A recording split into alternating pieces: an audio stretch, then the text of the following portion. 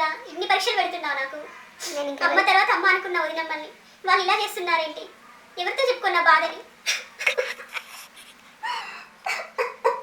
చూడుసుకో, ఒక్క చుక్క వస్తలేదు. నీళ్ళు కళ్ళ మీద కొట్టు, నీళ్ళు కళ్ళ మీద నుంచి గ్లాస్ తో చెప్తా. కడుపు చూసుకుంటా, కళ్ళకి నీళ్ళు వస్తారు కదా. నేను ఇక్కడ ఉండలేను, ఇక నేను వెళ్ళిపోతా.